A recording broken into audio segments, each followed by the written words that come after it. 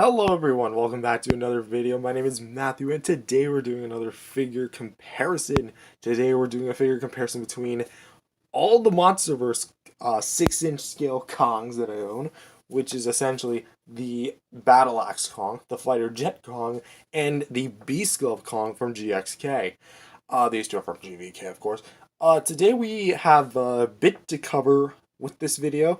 Because again, we're doing this classic 7 categories: skeleton paint, articulation, size, accessories, price, availability, and packaging. So, pretty much speaking, I'm going to be talking about like the major differences between all the figures, because in a lot of ways, there are definitely a lot of similarities, but also lots of differences too. And there's a lot more differences, trust me, than what initially meets the eye. So, let's go ahead and go right on to it. First, I want to take a look at the heads of all the figures, which, as you can definitely tell, there's quite some differences. The Battle Axe Kong has a kind of more blackened out face with kind of like more standard kind of colored browns for the fur, and has orange painted eyes, a dull red, not too vibrant, but dull red painted tongue, and some painted teeth. And I know that they're painted, not just pieces of plastic, because mine started chipping off a little bit at the back. So, um, so yeah, that's a bit of what he's got. And of course, he's got his open mouth. The Fighter Jet Kong has a much more lighter color scheme because it's not black; it's more of a gray type color with painted teeth. Obviously, he's got the closed trap jaw, and he has the same colored plastic brown that's kind of used on the this one's head. So as far as like color scheme goes, I like this one a bit more than I like this one, but I like the expression more of that one than I do this one. And the GXK Kong has essentially kind of like an identical kind of color scheme as what he's got, a lighter gray with with some orange eyes, and actually has darker fur as opposed to the lighter fur, and actually has better painted teeth than this one and this one do. But at a trade-off, you also get a bit more exposed gum line. So maybe that's not also too much of a good thing, but hey, it is what it is. But as far as like the molds of the mouth in particular, I honestly have to say the GXK like completely butt wipes the original GVK Kong like really badly, because all of the real details, like literally just the jaw, sorry, just the teeth and the literally just the teeth and the tongue, sorry, the teeth and the tongue. That's it. There is some mild detail on the top of the mouth, but like there's so much more detail in here. Like the tongue is actually somewhat more proportionally better. Anywho, um, now also as far as like the eye application, I would actually say that these two got it better than he did. I don't even need to say why. It's because like all the Kong copies I've seen actually have the eyes like spread out to the side, while the GVK Kongs actually had their eyes pointing straight up, or at least within the same direction. Same thing can be pretty much said about the overall color of the torsos, because here we have the torso for the original Battle Axe Kong, and again, darker kind of colored pecs, and we do have the 3 slashes that Kong's known for having, until he gets like completely butt wiped by Godzilla and starts slashing him and beating him up. But again, still has the same colored plastic. Here we have the same colored plastic used for the battle axe, the fighter jet Kong, and we have like a bit more spray, lighter colored spray, and we still have the same slashes. Although I might be crazy, but the slashes on this one seem a little thinner than they do here. I could just be seeing things, but this seems to be like, again, more of an enhancement of these guys, because he's also got a 6-pack kind of colored in, and has more of the slashes because this takes place like 3 years after GVK, so makes sense. And as you can definitely see, it just looks better color wise. And again, I have to say, like, especially like with all the highlights of the pecs that they did, it just looks a lot better, a more bang for your buck type thing. Another one thing I also want to point out is the arms of all figures, which, as you can kind of see, it follows more like the same kind of general thing that you'll basically just start to notice a theme, like especially with the fists. Everywhere there's skin, they color it differently. So Battle Axe Kong goes for a more kind of black color scheme. The Fighter Jet Kong goes for a much more gray color scheme, and the GXK Kong goes for a more gray color scheme with a darker fur body. And honestly, still have yet to actually touch the detail itself, but you can actually kind of just see the GXK has so much better, like, sculpted in detail versus these two where they're a bit more muted. But you can actually kind of see how these ones have like the dry brushing that I don't think is on the GXK one. If the dry brushing on these ones made it to here, that would have been the perfect Monsterverse Kong figure. No comparison, no questions. Maybe unless Haya has something cooking up in their sleeves. But again, you can see all the different molds and how it's basically changed over the years, and it just looks really good. Next up, you can pretty much look at the legs, and pretty much different colors. Again, it's mostly just the same sort of thing going on. Here we have the original Battle Axe Kong with a bit more darker dry brushing on the legs, and then we have the darker coloring on the toes. Pretty well done. And then kind of moving here, we have a bit more of a faded dry brushing that kind of leads into lighter colored toes. Although what's weird to say is that these ones are actually darker than these ones, which these ones kind of look like the ferocious Kong Skull Island figure, which I don't own, but I have seen pictures of it, and it is very much similar to that. It's got a really much more lighter color scheme, and I feel like if it was a bit darker, it would have been a little better. Because now seeing it, how light it is compared to the other ones, it's kind of starting to bug me. But that's why I display them separately on the shelf. Anywho, yeah, it just looks a lot more gnarlier on the older ones. And although I think the mold-wise they're the exact same feet mold, which I do find interesting. And now let's go to the backs of all the figures, which again, none of them had the dry brushing, which I kind of find a little stupid. But again, fair enough for a $10 toy.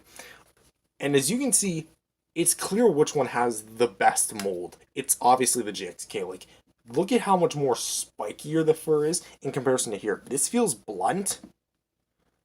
This feels a lot bumpier, and especially this fur in particular. That's really spiky.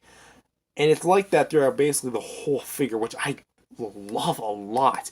And I guarantee if he carried out the dry brushing these two had, man, again, just think of what could have been. I mean, you could just dry brush it yourself, so maybe you could do a what could have been. Also, something I forgot to talk about was just the size and the width of the scars. Yeah, that's definitely a much more thinner scar than this one, but this one's like a little bit more thick, on the more thicker side. I think I would have liked it if they actually like carved out the scarring, like maybe sculpted it out a little bit more, as opposed to just painting it on. But again, it's fine with what we have. But as for the sculpt and paint of all three figures, there's obviously some major like improvement. I didn't mention the Beast Glove because like these two don't have it, and it would be unfair for me to compare a Beast Glove to no Beast Glove. But it does look pretty solid with all things considered, and I honestly say that like it was a massive improvement going from this to this to this. Like they started knowing what they were doing here. Because I mean, I'm not trying to dunk on this guy directly, but I feel like Playmates was really holding back. And if you're wondering what I'm talking about specifically, he was part of the first wave of GVK figures. Like the first ones revealed. There was this one, and then I think on the website they also showed the Radio Tower Godzilla, the Heat Ray Godzilla, the Skullcrawler, and then the Giant Godzilla and Giant Kong.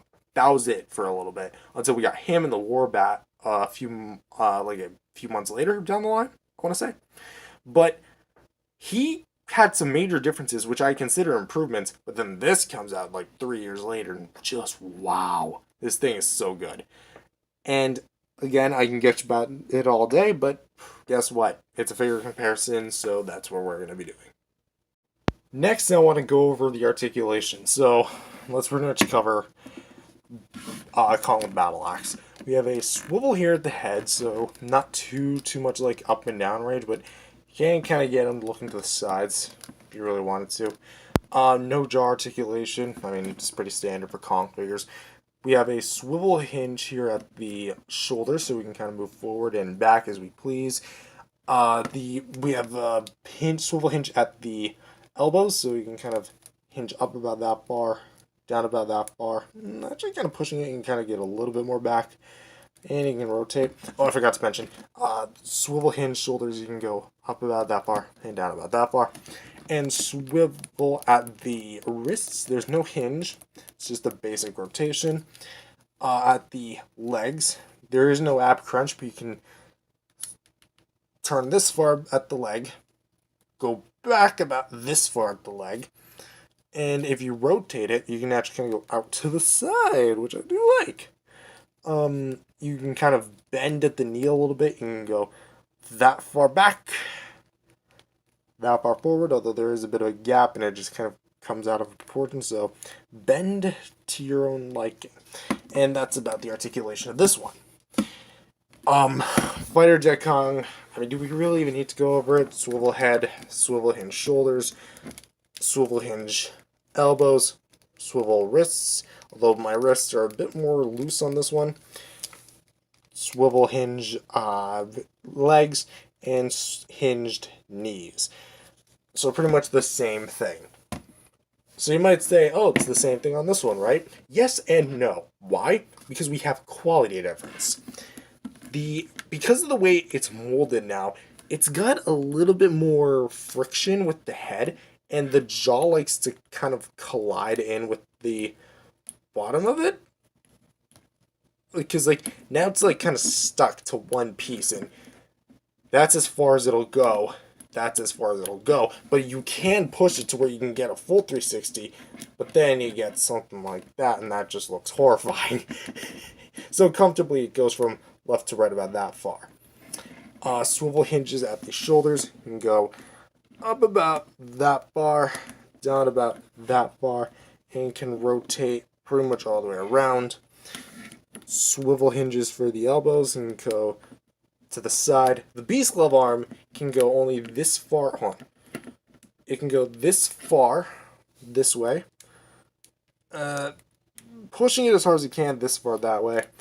You can bend in about this far and straight on. You can bend in about this far and can straighten out about this far. And no wrist articulation on this side. This side, however, can go a little bit higher up, that far down, and can rotate. The elbow can go a bit more inward, a lot more outward, and can rotate. And the wrist can actually rotate on this one, which I do appreciate. Now, the waist. There is a seam line, but again, much like the other ones, there's no posability. I don't think that if you were to break this, that they would get a joint. It's just merely a glue seal. So they probably had like that square peg situation like they did with the Godzillas.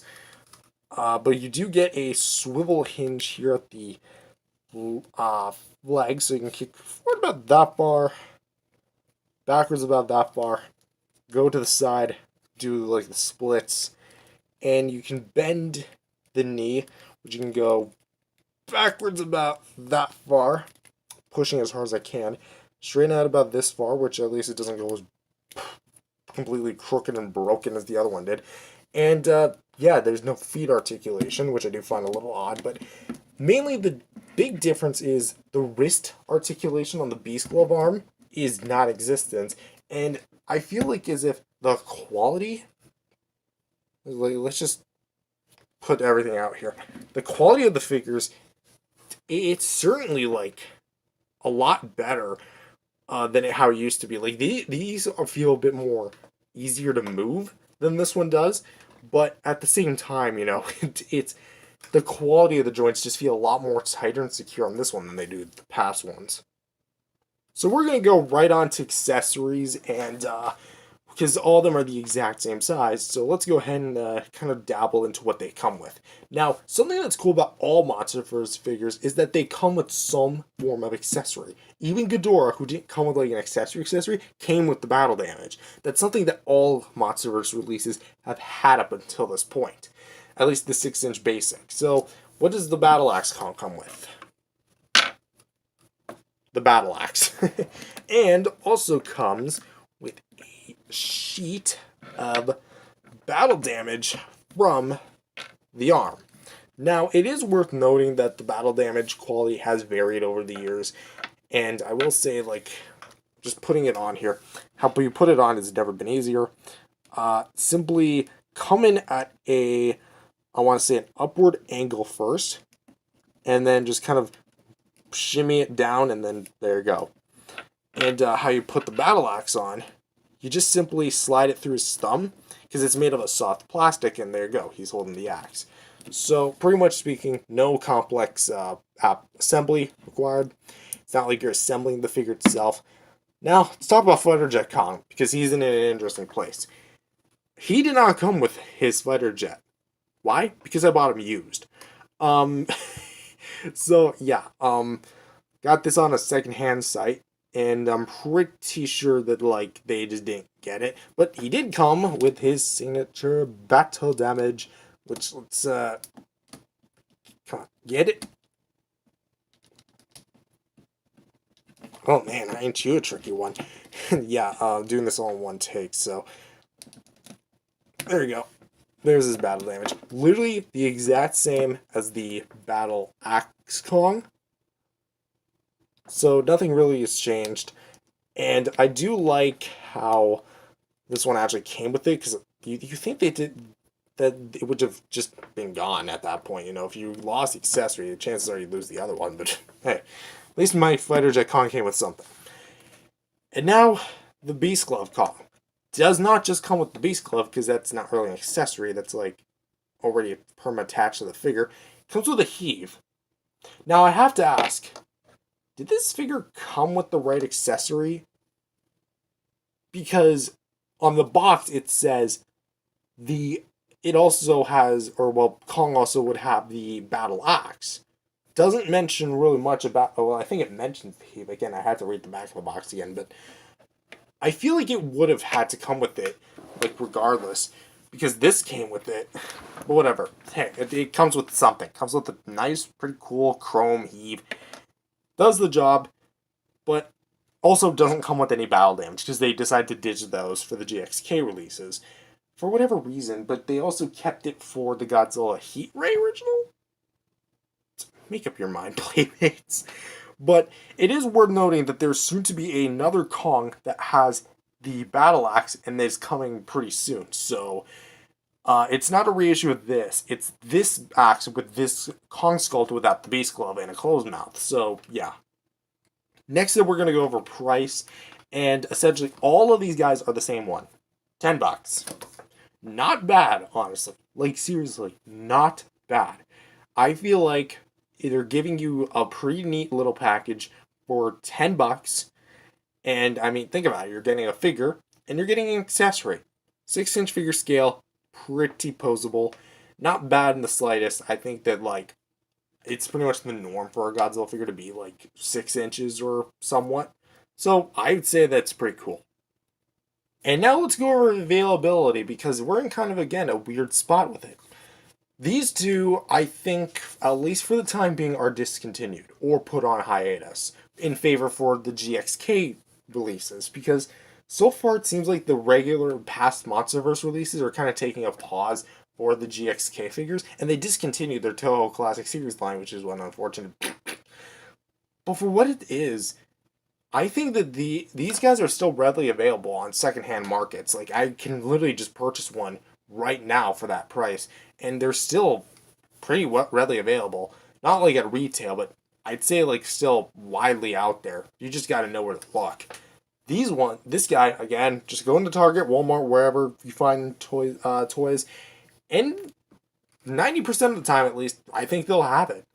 It's not going to be like super over the place, but it'll definitely be there for what it is. And I think that honestly, again, it's so good that these things are readily available nowadays. And lastly, I want to talk about packaging. There's really not much to cover with it, because they essentially all came in the same sort of style of box, just with different style guides. So Which, pulling both boxes out for the Battle Axe Kong, I don't have the Fighter Jet Kong, because again, I got it used, and the Beast Glove Kong, I'm always going to have a soft spot for this one, but I kind of miss these boxes. I know that sounds really weird to say, but I kind of miss, like, the orange and the blue color scheme. It just looks so much, I hate saying this, but more appealing. I know, like, it's got all these colors, it's got all this cool stuff, it's all flashy. Meanwhile, this is all boring and just blue and orange. Well, blue and orange just so happen to be my two favorite colors, next to green at least. But again, like, it just looks so good. It's open box, of course, zip tied in. How did I get that out? I'm just thinking to myself, how did I get this out? Look, this isn't cut. How did I get this out? Huh. But yeah. There's realistically nothing really to talk about other than the style guide of the box. Of course, one features battle damage, one doesn't, but again, you can kind of see the differences for yourself. And so that's pretty much the general figure comparison. Pretty much rounding it out, there's a lot of differences and a lot of similarities. Pretty much the similarities being the size, the articulation, at least for the most part, and all the fact that they come with like their own individual accessories. But as far as like the sculpt, the pretty much main body of the figures, they're all different. Like, especially these two who share the exact same mold minus the face, they still feature differences across from each other. This one has a lighter color scheme compared to this one having a darker color scheme. This one obviously has like the better quality sculpt. And again, they're all uniquely different to the point where I can say definitively that they warrant a purchase from each other. But yeah, as for like my personal favorite, it's hard. I'm really thinking between these two. Again, it's hard for me to say. But when the other version of this guy comes out without the Beast Glove and with his axe, that's going to be the cream of the crop. Guarantee that'll be my favorite Kong. But with that being said, thank you guys for watching this video. If you guys liked it, definitely subscribe to the channel. Believe in Jesus. Sex, have no Lord, save every day. So whether you guys want us to see you guys in the next video. Peace out, everyone. God bless.